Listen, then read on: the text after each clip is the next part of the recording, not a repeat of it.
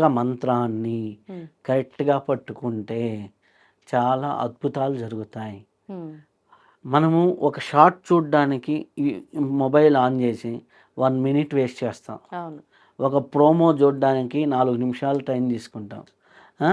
గట్టిగా 6 నిమిషాలు గాని సాధన చేయగలిగితే 6-7 నిమిషాల్లో హ్మ్. ఒక 108 సార్లు గాయత్రి అలవాటైతాయి. ఇప్పుడు ఈ పారాయణ చేస్తున్నప్పుడు నియమాలేమైనా పాటించాలంటారా?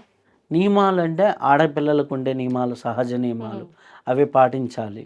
ఎందుకు అంటే ఇవంతా గూడా గాయత్రి సాధన అంతా గూడా శక్తిని పైకి పంపించే ప్రాసెస్. హ్మ్. వాళ్ళకొచ్చే మంత్లీ సైకిల్స్ అన్నీ గూడా అధోరేతస్ అంటే ఇది ఊర్ధ్వరేతస్సు, అది అధోరేతస్సు.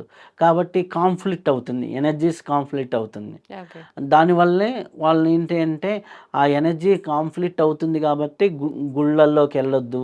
వాళ్ళు ఎక్కువ సఫర్ అవుతారు గాబట్టి సఫరింగ్ నుంచి ఇబ్బంది పడకుండా ఉండడానికి వాళ్ళకి రెస్ట్ అని ఇవన్నీ క్రియేట్ చేసేవాళ్ళు పూర్వకాలంలో. హ్మ్. హ్మ్. సో, ఇది మెయిన్ అనమాట. ఓకే. అది అర్థం చేసుకుంటే చాలా బావుంటుంది.